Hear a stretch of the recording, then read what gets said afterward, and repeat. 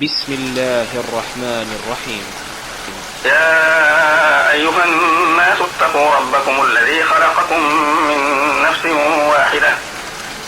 واحدة وخلق منها زوجها وبث منهما رجالا كثيرا ونساء واتقوا الله الذي تساءلون به والأرحام إن الله كان عليكم رقيبا. وآتوا اليتامى أموالهم ولا تتبدلوا الخبيث بالطيب ولا تأكلوا أموالهم إلى أموالكم إنه كان حوبا كبيرا. وإن خفتم ألا تقسطوا في اليتامى فانكحوا ما طاب لكم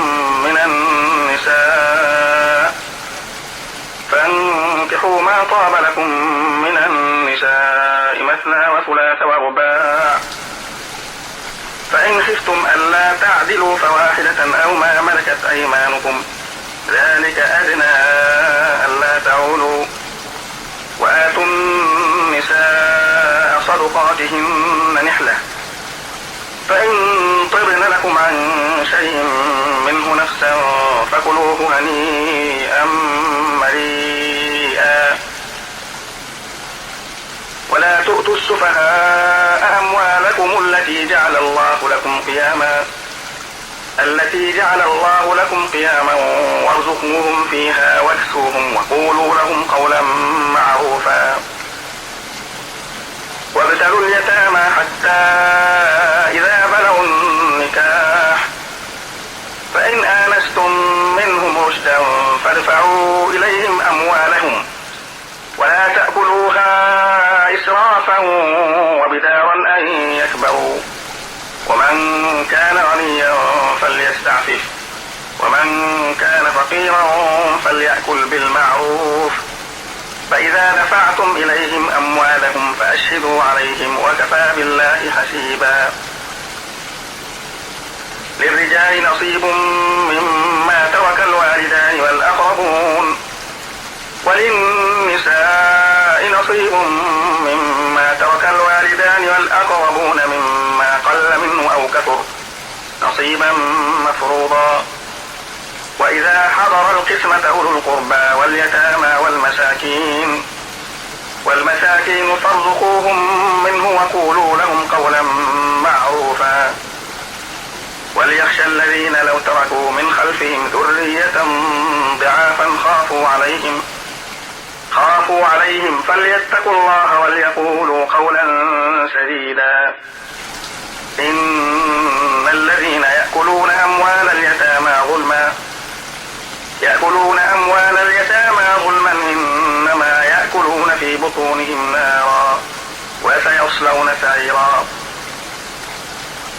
يوصيكم الله في أولادكم للذكر مثل حظ الأنثيين فإن كن نساء فوق 2 فلهن ثلثا ما ترك وإن كانت واحدة فلها النصف ولأبويه لكل واحد منهما السدس مما ترك إن كان له ولد فإن لم يكن له ولد وورثه أبواه فلأمه الثلث فإن كان له إخوة فلأمه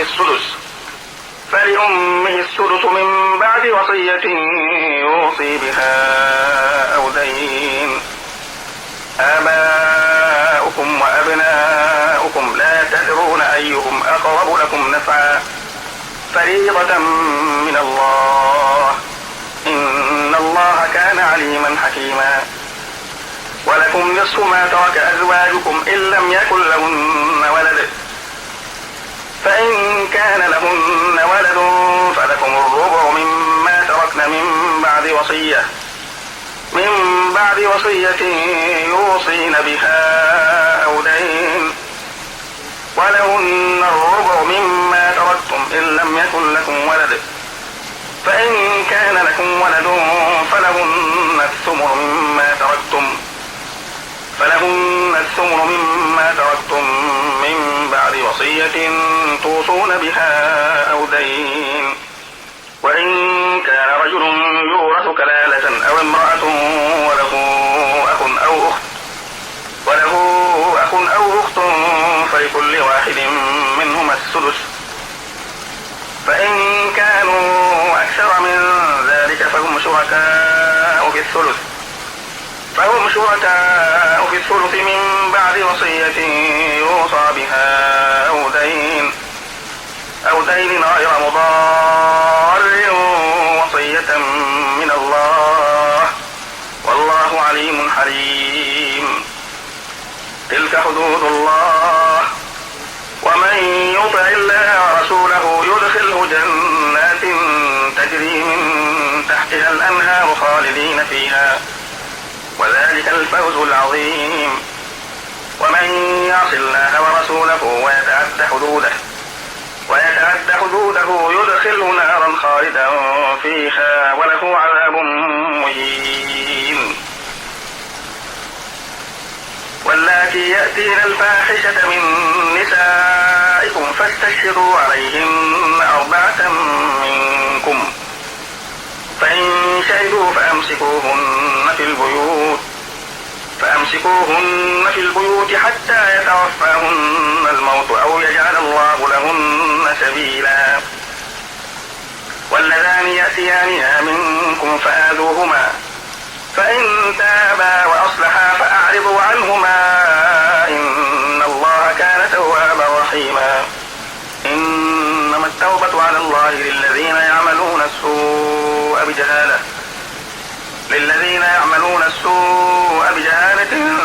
ثم يتوبون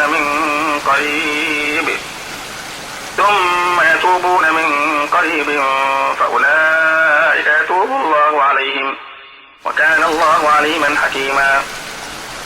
وليست التوبة للذين يعملون السيئات حتى إذا حضر أحدهم الموت قال إني تبت الآن، ولا الذين يموتون وهم كفار أولئك أعتدنا لهم عذابا أليما. يا أيها الذين آمنوا لا يحل لكم أن ترثوا النساء كرها ولا تعضلوهن لتذهبوا ببعض ما آتيتموهن إلا أن يأتين بفاحشة مبينة، وعاشروهن بالمعروف، فإن كرهتموهن فعسى أن تكرهوا شيئا ويجعل الله فيه خيرا كثيرا. وإن أردتم استبدال زوج مكان زوج وآتيتم إحداهن قنطارا فلا تأخذوا منه شيئا، أتأخذونه بهتانا وإثما مبينا. وكيف تأخذونه وقد أفضى بعضكم إلى بعض وأخذ منكم ميثاقا غليظا. ولا تنكحوا ما نكح آباؤكم من النساء إلا ما قد سلف إنه كان فاحشة ومقتا وساء سبيلا. حرمت عليكم أمهاتكم وبناتكم وأخواتكم وعماتكم وخالاتكم وبنات الأخ وبنات الأخت وأمهاتكم اللاتي أرضعنكم وأخواتكم من الرضاعة وأمهات نسائكم وربائبكم اللاتي في حجوركم من نسائكم اللاتي دخلتم بهن، فإن لم تكونوا دخلتم بهن فلا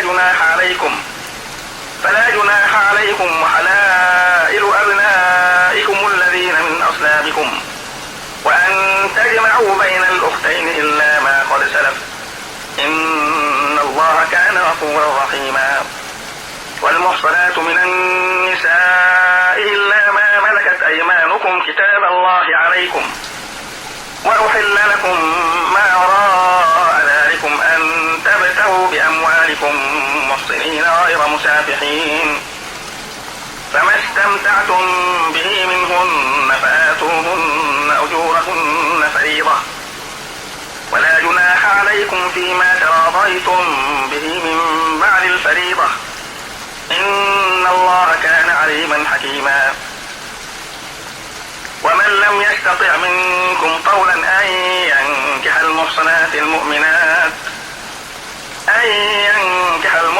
المؤمنات فمما ملكت أيمانكم من فتياتكم المؤمنات، والله أعلم بإيمانكم بعضكم من بعض، فانكحوهن بإذن أهلهن وآتوهن أجورهن بالمعروف محصنات غير مسافحات ولا متخذات أخدان، فإذا أحصن فإن أتين بفاحشة فعليهن نصف ما على المحصنات من العذاب، ذلك لمن خشي العنة منكم، وأن تصبروا خير لكم والله غفور رحيم. يريد الله ليبين لكم ويهديكم سنن الذين من قبلكم ويتوب عليكم، والله عليم حكيم. والله يريد أن يتوب عليكم ويريد الذين يتبعون الشهوات أن تميلوا ميلا عظيما. يريد الله أن يخفف عنكم وخلق الإنسان ضعيفا. يا أيها الذين آمنوا لا تأكلوا أموالكم بينكم بالباطل إلا أن تكون تجارة عن تراض منكم، ولا تقتلوا أنفسكم إن الله كان بكم رحيما. ومن يفعل ذلك عدوانا وظلما فسوف نصليه نارا وكان ذلك على الله يسيرا. إن تجتنبوا كبائر ما تنهون عنه نكفر عنكم سيئاتكم وندخلكم مدخلا كريما. ولا تتمنوا ما فضل الله به بعضكم على بعض، للرجال نصيب مما اكتسبوا وللنساء نصيب مما اكتسبن، واسألوا الله من فضله إن الله كان بكل شيء عليما. ولكل جعلنا موالي مما ترك الوالدان والأقربون والذين عقدت أيمانكم فآتوهم نصيبهم إن الله كان على كل شيء شهيدا. الرجال قوامون على النساء بما فضل الله بعضهم على بعض وبما أنفقوا من أموالهم، فالصالحات قانتات حافظات للغيب بما حفظ الله، واللاتي تخافون نشوزهن فعظوهن واهجروهن في المضاجع واضربوهن، فإن أطعنكم فلا تبغوا عليهن سبيلا إن الله كان عليا كبيرا. وإن خفتم شقاق بينهما فابعثوا حكما من أهله وحكما من أهلها إن يريدا إصلاحا يوفق الله بينكما إن الله كان عليما خبيرا. واعبدوا الله ولا تشركوا به شيئا وبالوالدين إحسانا وبذي القربى واليتامى والمساكين والجار ذي القربى والجار الجنب والصاحب بالجنب وابن السبيل وما ملكت أيمانكم إن الله لا يحب من كان مختالا فخورا. الذين يبخلون ويأمرون الناس بالبخل ويكتمون ما آتاهم الله من فضله وأعتدنا وأعتدنا للكافرين عذابا مهينا. والذين ينفقون أموالهم رئاء الناس ولا يؤمنون بالله ولا باليوم الآخر ومن يكن الشيطان له قرينا فساء قرينا. وماذا عليهم لو آمنوا بالله واليوم الآخر وأنفقوا مما رزقهم الله وكان الله بهم عليما. إن الله لا يظلم مثقال ذرة وإن تك حسنة يضاعفها ويؤت من لدنه أجرا عظيما. فكيف إذا جئنا من كل أمة بشهيد وجئنا بك على هؤلاء شهيدا. يومئذ يود الذين كفروا وعصوا الرسول لو تسوى بهم الأرض ولا يكتمون الله حديثا. يا أيها الذين آمنوا لا تقربوا الصلاة وأنتم سكارى حتى تعلموا ما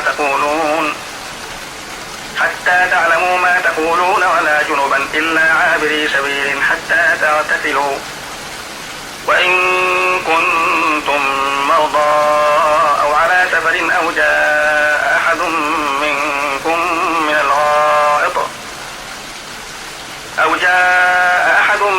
منكم من الغائط أو لامستم النساء فلم تجدوا ماء فتيمموا صعيدا طيبا فامسحوا بوجوهكم وأيديكم إن الله كان عفوا غفورا. ألم تر إلى الذين أوتوا نصيبا من الكتاب يشترون الضلالة ويريدون أن تضلوا السبيل والله أعلم بأعدائكم وكفى بالله وليا وكفى بالله نصيرا.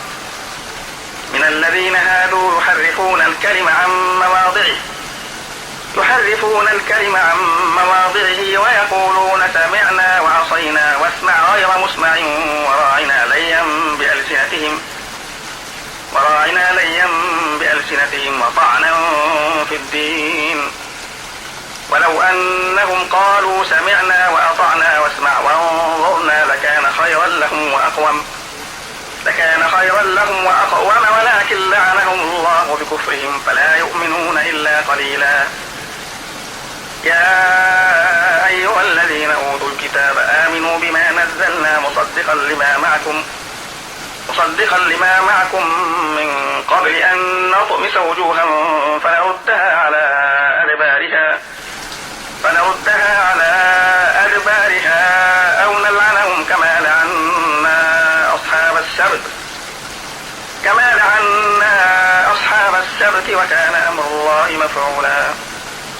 إن الله لا يغفر أن يشرك به ويغفر ما دون ذلك لمن يشاء ومن يشرك بالله فقد افترى إثما عظيما.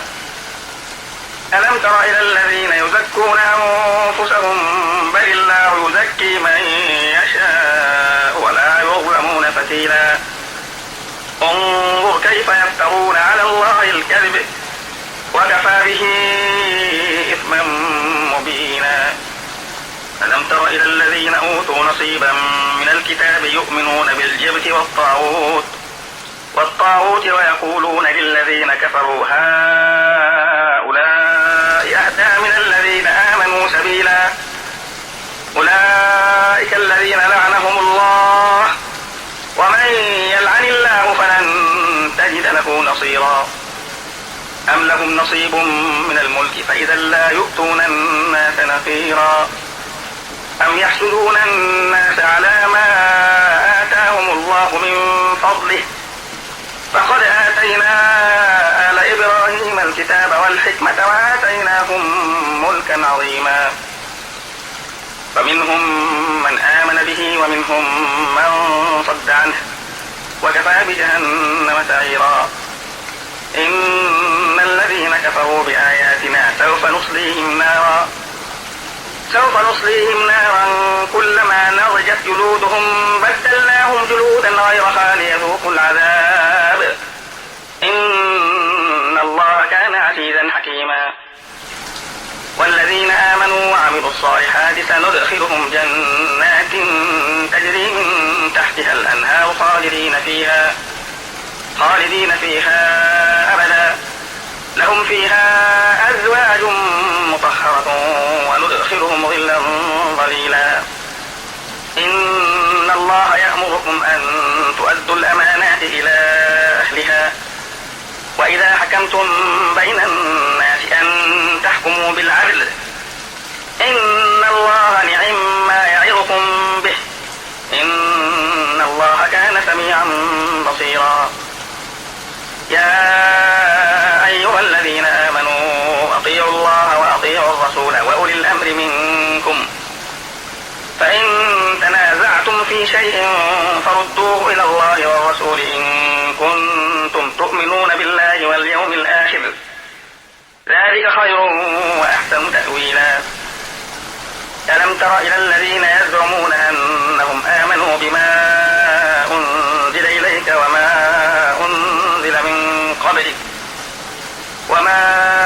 أنزل من قبلك يريدون أن يتحاكموا إلى الطاغوت وقد أمروا أن يكفروا به، ويريد الشيطان أن يضلهم ضلالا بعيدا.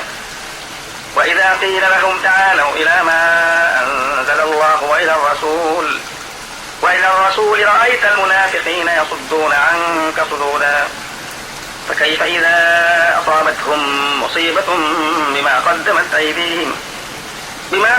أيديهم ثم جاءوك يحلفون بالله إن أردنا إلا إحسانا وتوفيقا، أولئك الذين يعلم الله ما في قلوبهم فأعرض عنهم وعظهم وقل لهم في أنفسهم قولا بليغا.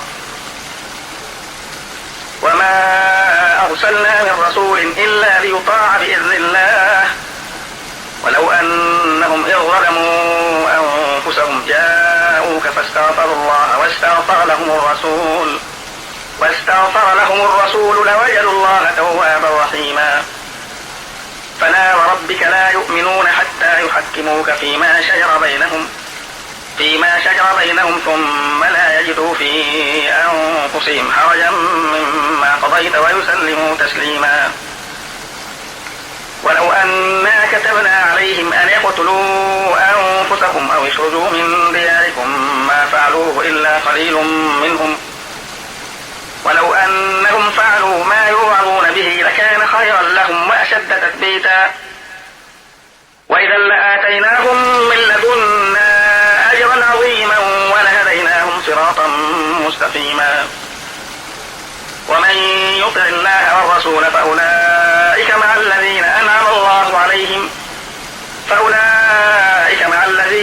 الله عليهم من النبيين والصديقين والشهداء والصالحين وحسن أولئك رفيقا.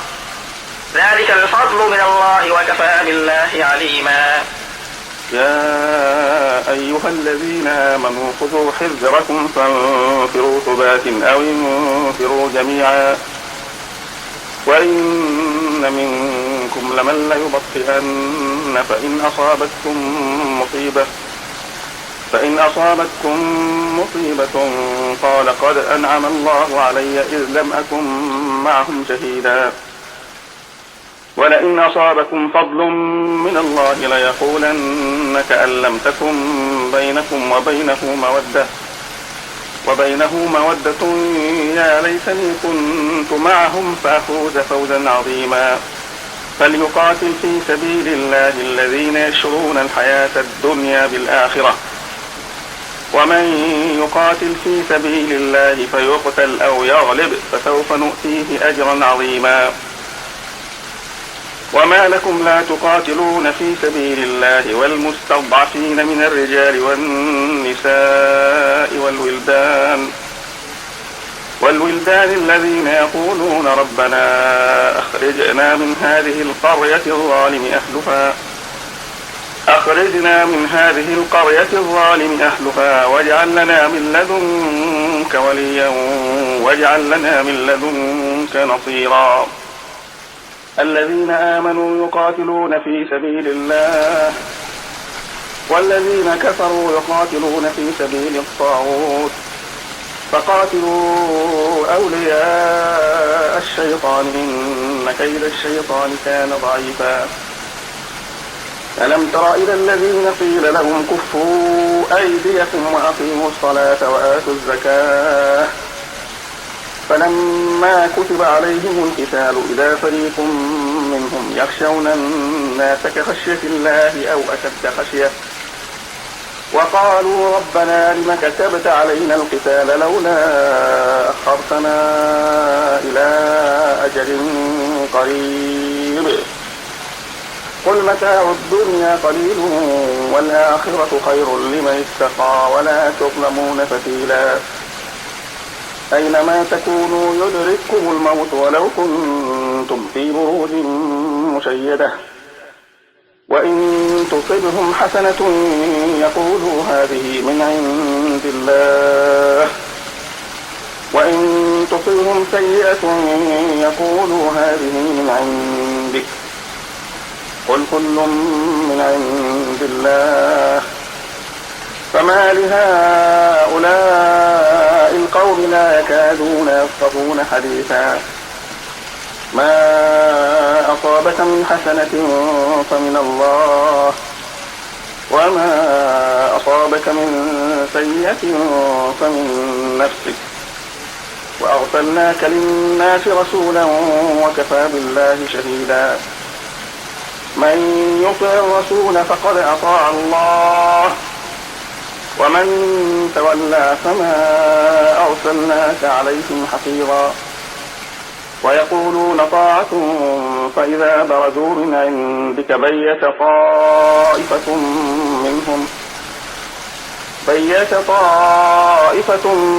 منهم غير الذي تقول والله يكتب ما يبيتون فأعرض عنهم وتوكل على الله وكفى بالله وكيلا. أفلا يتدبرون القرآن ولو كان من عند غير الله لوجدوا فيه اختلافا كثيرا. وإذا جاءهم أمر من الأمن أو الخوف أذاعوا به ولو ردوه إلى الرسول وإلى أولي الأمر منهم لعلمه الذين يستنبطونه منهم ولولا فضل الله عليكم ورحمته لاتبعتم الشيطان إلا قليلا. فقاتل في سبيل الله لا تكلف إلا نفسك وحرض المؤمنين عسى الله أن يكف بأس الذين كفروا والله أشد بأسا وأشد تنكيلا. من يشفع شفاعة حسنة يكن له نصيب منها ومن يشفع شفاعة سيئة يكن له كفل منها وكان الله على كل شيء مقيتا. وإذا حييتم بتحية فحيوا بأحسن منها أو ردوها إن الله كان على كل شيء حسيبا. الله لا إله إلا هو ليجمعنكم إلى يوم القيامة لا ريب فيه ومن أصدق من الله حديثا. فما لكم في المنافقين فئتين والله أركسهم بما كسبوا أتريدون أن تهدوا من أضل الله ومن يضلل الله فلن تجد له سبيلا. ودوا لو تكفرون كما كفروا فتكونون سواء فلا تتخذوا منهم أولياء حتى يهاجروا في سبيل الله فإن تولوا فخذوهم وقتلوهم حيث وجدتموهم ولا تتخذوا منهم وليا ولا نصيرا إلا الذين يصلون إلى قوم بينكم وبينهم ميثاق وبينهم ميثاق أو جاءوكم حصرت صدورهم أن يقاتلوكم أو يقاتلوا قومهم، ولو شاء الله لسلطهم عليكم فلقاتلوكم فإن اعتزلوكم فلم يقاتلوكم وألقوا إليكم السلم فما جعل الله لكم عليهم سبيلا. ستجدون آخرين يريدون أن يأمنوكم ويأمنوا قومهم، كلما ردوا إلى الفتنة أربطوا فيها، فإن لم يعتزلوكم ويلقوا إليكم السلم ويكفوا أيديهم فخذوهم وقتلوهم حيث ثقفتموهم، وأولئكم جعلنا لكم عليهم سلطانا مبينا. وما كان لمؤمن أن يقتل مؤمنا إلا خطأ، ومن قتل مؤمنا خطأ فتحرير رقبة مؤمنة ودية مسلمة إلى أهله إلا أن يصدقوا، فإن كان من قوم عدو لكم وهو مؤمن فتحرير رقبة مؤمنة، وإن كان من قوم بينكم وبينهم ميثاق فدية مسلمة إلى أهله وتحرير رقبة مؤمنة، فمن لم يجد فصيام شهرين متتابعين توبة من الله، وكان الله عليما حكيما. ومن يقتل مؤمنا متعمدا فجزاؤه جهنم خالدا فيها وغضب الله عليه ولعنه وأعد له عذابا عظيما. يا أيها الذين آمنوا إذا ضربتم في سبيل الله فتبينوا ولا تقولوا لمن ألقى إليكم السلام لست مؤمنا تبتغون عرض الحياة الدنيا فعند الله مغانم كثيرة، كذلك كنتم من قبل فمن الله عليكم فتبينوا إن الله كان بما تعملون خبيرا. لا يستوي القاعدون من المؤمنين غير أولي الضرر والمجاهدون في سبيل الله بأموالهم وأنفسهم، فضل الله المجاهدين بأموالهم وأنفسهم على القاعدين درجة، وكلا وعد الله الحسنى، وفضل الله المجاهدين على القاعدين أجرا عظيما، درجات منه ومغفرة ورحمة، وكان الله غفورا رحيما. إن الذين توفاهم الملائكة ظالمي أنفسهم قالوا كنا مستضعفين في الأرض، قالوا ألم تكن أرض الله واسعة فتهاجروا فيها، فأولئك مأواهم جهنم وساءت مصيرا، إلا المستضعفين من الرجال والنساء والولدان لا يستطيعون حيلة ولا يهتدون سبيلا، فأولئك عسى الله أن يعفو عنهم، وكان الله عفوا غفورا. ومن يهاجر في سبيل الله يجد في الأرض مراغما كثيرا وسعة، ومن يخرج من بيته مهاجرا إلى الله ورسوله ثم يدركه الموت فقد وقع أجره على الله، كان الله غفورا رحيما. وإذا ضربتم في الأرض فليس عليكم جناح أن تقصروا من الصلاة إن خفتم أن يفتنكم الذين كفروا، إن الكافرين كانوا لكم عدوا مبينا.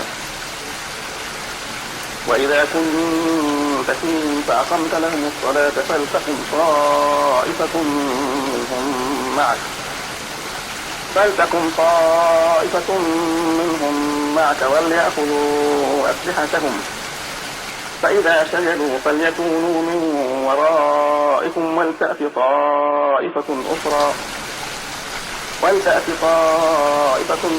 لم يصلوا فليصلوا معك وليأخذوا حذرهم وأسلحتهم. ود الذين كفروا لو تغفلون عن أسلحتكم وأمتعتكم فيميلون عليكم ميلة واحدة، ولا جناح عليكم إن كان بكم أذى من مطر أو كنتم مرضى أن تضعوا أسلحتكم وخذوا حذركم، إن الله أعد للكافرين عذابا مهينا. فإذا قضيتم الصلاة فاذكروا الله قياما وقعودا وعلى جنوبكم، فإذا اطمأننتم فأقيموا الصلاة، إن الصلاة كانت على المؤمنين كتابا موقوتا. ولا تهنوا في ابتغاء القوم، إن تكونوا تألمون فإنهم يألمون كما تألمون، فترجون من الله ما لا يرجون، وكان الله عليما حكيما. إنا أنزلنا إليك الكتاب بالحق لتحكم بين الناس بما أراك الله، ولا تكن للخائنين خصيما، واستغفر الله إن الله كان غفورا رحيما. ولا تجادل عن الذين يختانون أنفسهم، إن الله لا يحب من كان خوانا أثيما. يستخفون من الناس ولا يستخفون من الله وهو معهم إذ يبيتون ما لا يرضى من القول، وكان الله بما يعملون محيطا. ها أنتم هؤلاء جادلتم عنهم في الحياة الدنيا فمن يجادل الله عنهم يوم القيامة أم من يكون عليهم وكيلا. ومن يعمل سوءا أو يظلم نفسه ثم يستغفر الله يجد الله غفورا رحيما. ومن يكسب إثما فإنما يكسبه على نفسه، وكان الله عليما حكيما. ومن يكسب خطيئة أو إثما ثم يرم به بريئا فقد احتمل بهتانا وإثما مبينا. ولولا فضل الله عليك ورحمته لهم طائفة منهم أن يضلوك، وما يضلون إلا أنفسهم وما يضرونك من شيء، وأنزل الله عليك الكتاب والحكمة وعلمك ما لم تكن تعلم، وكان فضل الله عليك عظيما. لا خير في كثير من نجواهم إلا من أمر بصدقة أو معروف أو إصلاح بين الناس، ومن يفعل ذلك ابتغاء مرضات الله فسوف نؤتيه أجرا عظيما.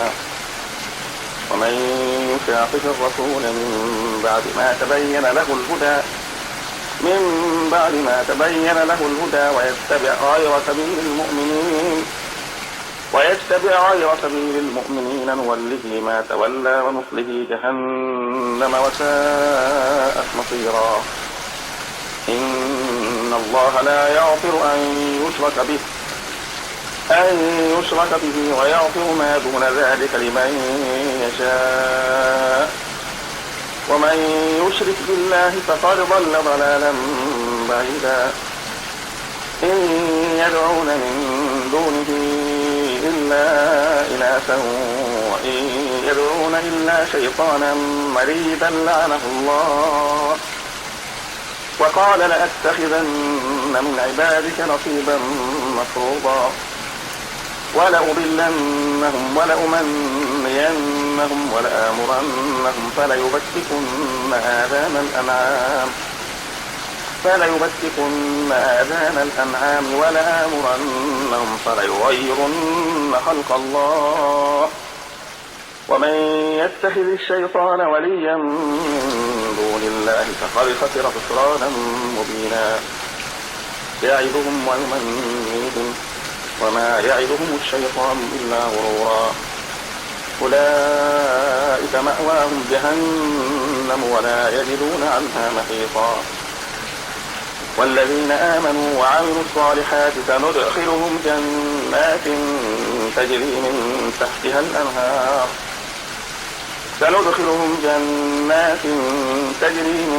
تحتها الأنهار خالدين فيها أبدا وعد الله حقا ومن أصدق من الله قيلا ليس بأمانيكم ولا أماني أهل الكتاب من يعمل سوءا يجز به ولا يجد له من دون الله وليا ولا نصيرا ومن يعمل من الصالحات من ذكر أو أنثى وهو مؤمن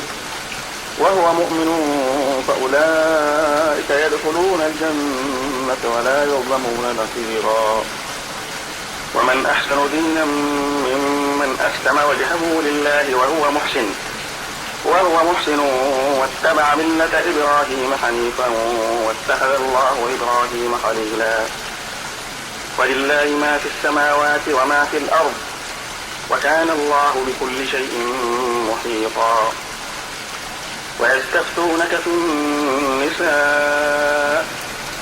قل الله يفتيكم فيهن وما يتلى عليكم في الكتاب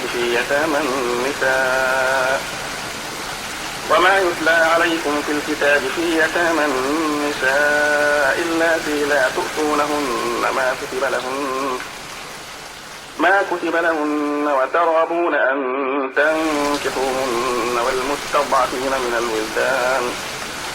والمستضعفين من الولدان وأن تقوموا لليتامى بالقسط وما تفعلوا من خير فإن الله كان به عليما وإن امرأة خافت من بعلها نشوزا أو إعراضا فلا جناح عليهما أن يصلحا بينهما صلحا والصلح خير وأحضرت الأنفس الشح وإن تحسنوا وتتقوا فإن الله كان بما تعملون خبيرا ولن تستطيعوا أن تعدلوا بين النساء ولو حرصتم فلا تميلوا كل الميل فتذروها كالمعلقة وإن تصلحوا وتتقوا فإن الله كان غفورا رحيما وإن يتفرقا يغني الله كلا من سعته وكان الله واسعا حكيما ولله ما في السماوات وما في الأرض ولقد وصينا الذين أوتوا الكتاب من قبلكم وإياكم أن اتقوا الله وإن تكفروا فإن لله ما في السماوات وما في الأرض وكان الله غنيا حميدا ولله ما في السماوات وما في الأرض وكفى بالله وكيلا إن يشأ يذهبكم أيها الناس ويأتي بآخرين وكان الله على ذلك قديرا من كان يريد ثواب الدنيا فعند الله ثواب الدنيا والآخرة وكان الله سميعا بصيرا يا أيها الذين آمنوا كونوا قوامين بالقسط شهداء لله ولو على أنفسكم أو الوالدين والأقربين إن يكن غنيا أو فقيرا فالله أولى بهما فلا تتبعوا الهوى أن تعدلوا وإن تلووا أو تعرضوا فإن الله كان بما تعملون خبيرا يا أيها الذين آمنوا بالله ورسوله والكتاب الذي نزل على رسوله والكتاب الذي أنزل من قبل، ومن يكفر بالله وملائكته وكتبه ورسله واليوم الآخر فقد ضل ضلالا بعيدا. إن الذين آمنوا ثم كفروا ثم آمنوا ثم كفروا ثم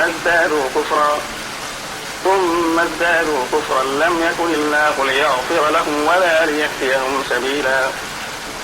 بشر المنافقين بأن لهم عذابا أليما. الذين يتخذون الكافرين أولياء من دون المؤمنين أيبتغون عندهم العزة فإن العزة لله جميعا.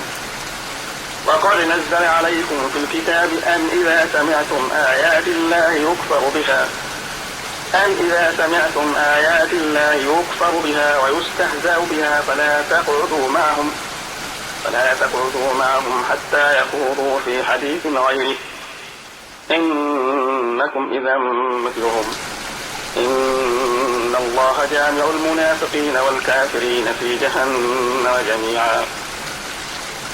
الذين يتربصون بكم فإن كان لكم فتح من الله قالوا ألم نكن معكم وإن كان للكافرين نصيب قالوا ألم نستحوذ عليكم ونمنعكم من المؤمنين.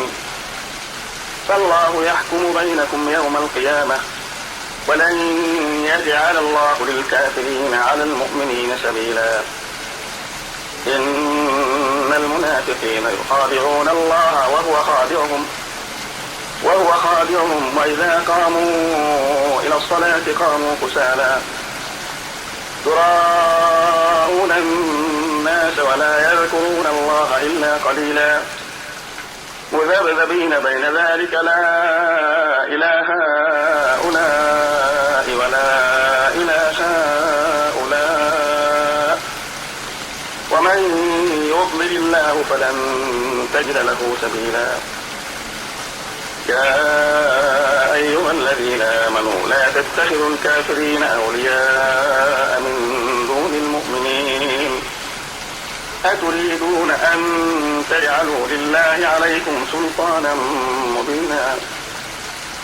إن المنافقين في الدرك الأسفل من النار ولن تجد لهم نصيرا إلا الذين تابوا وأصلحوا واعتصموا بالله وأخلصوا دينهم لله فأولئك مع المؤمنين وسوف يؤتي الله المؤمنين أجرا عظيما. ما يفعل الله بعذابكم إن شكرتم وآمنتم وكان الله شاكرا عليما. لا يحب الله الجهر بالسوء من القول إلا من ظلم وكان الله سميعا عليما. إن تبدوا خيرا أو تخفوه أو تعفوا عن سوء فإن الله كان عفوا قديرا. إن الذين يكفرون بالله ورسله ويريدون أن يفرقوا بين الله ورسله ويقولون نؤمن ببعض ونكفر ببعض ويريدون أن يتخذوا بين ذلك سبيلا أولئك هم الكافرون حقا وأعتدنا للكافرين عذابا مهينا. والذين آمنوا بالله ورسله ولم يفرقوا بين أحد منهم أولئك سوف يؤتيهم أجورهم وكان الله غفورا رحيما. يسألك أهل الكتاب أن تنزل عليهم كتابا من السماء فقد سألوا موسى أكبر من ذلك فقالوا أرنا الله جهرة فأخذتهم الصاعقة بظلمهم ثم اتخذوا العجل من بعد ما جاءتهم البينات فعفونا عن ذلك فعفونا عن ذلك وآتينا موسى سلطانا مبينا ورفعنا فوقهم الطور بميثاقهم وقلنا لهم ادخلوا الباب سجدا وقلنا لهم لا تعدوا في السبت وأخذنا منهم ميثاقا غليظا فبما نقضهم ميثاقهم وكفرهم بآيات الله وقتلهم الأنبياء بغير حق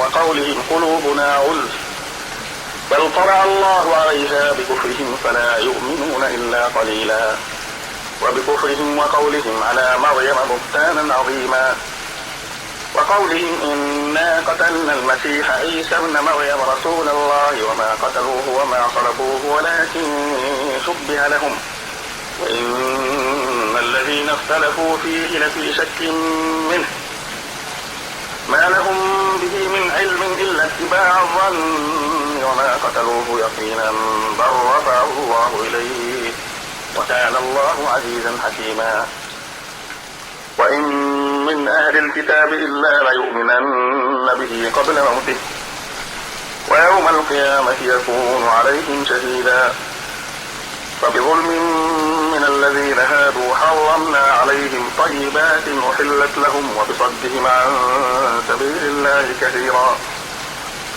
وأخذهم الربا وقدره عنه وأكلهم أموال الناس بالباطل وأعتدنا للكافرين منهم عذابا أليما لكن الراسخون في العلم منهم والمؤمنون يؤمنون بما أنزل إليك وما أنزل من قبلك والمقيمين الصلاة والمؤتون الزكاة والمؤمنون بالله واليوم الآخر أولئك سنؤتيهم أجرا عظيما إنا أوحينا إليك كما أوحينا إلى نوح والنبيين من بعده وأوحينا إلى إبراهيم وإسماعيل وإسحاق ويعقوب والأسباط وعيسى وأيوب ويونس وهارون وسليمان وآتينا داود زبورا ورسلا قد قصصناهم عليك من قبل ورسلا لم نقصصهم عليك وكلم الله موسى تكليما رسلا مبشرين ومنذرين لئلا يكون للناس على الله حجة بعد الرسل وكان الله عزيزا حكيما لكن الله يشهد بما أنزل إليك أنزله بعلمه والملائكة يشهدون وبالله شهيدا إن الذين كفروا وصدوا عن سبيل الله قد ضلوا ضلالا بعيدا إن الذين كفروا وظلموا لم يكن الله ليغفر لهم ولا ليهديهم طريقا إلا طريق جهنم خالدين فيها أبدا وكان ذلك على الله يسيرا يا أيها الناس قد جاءكم الرسول بالحق من ربكم فآمنوا خيرا لكم وإن تكفروا فإن لله ما في السماوات والأرض وكان الله عليما حكيما يا أهل الكتاب لا تغلوا في دينكم ولا تقولوا على الله إلا الحق إنما المسيح عيسى ابن مريم رسول الله وكلمته ألقاها إلى مريم وروح منه فآمنوا بالله ورسله ولا تقولوا ثلاثة انتهوا خيرا لكم إنما الله إله واحد سبحانه أن يكون له ولد له ما في السماوات وما في الأرض وكفى بالله وكيلا لن يستنكف المسيح أن يكون عبدا لله ولا الملائكة المقربون المقربون. ومن يستنكف عن عبادته ويستكبر فسيحشرهم إليه جميعا. فأما الذين آمنوا وعملوا الصالحات فيوفيهم أجورهم ويزيدهم من فضله. وأما الذين استنكفوا واستكبروا فيعذبهم عذابا أليما ولا يجدون لهم من دون الله وليا ولا نصيرا. يا أيها الناس قد جاءكم برهان من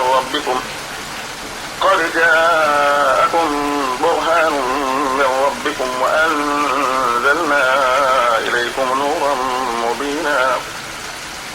فأما الذين آمنوا بالله واعتصموا به فسيدخلهم في رحمة منه وفضل ويهديهم إليه صراطا مستقيما.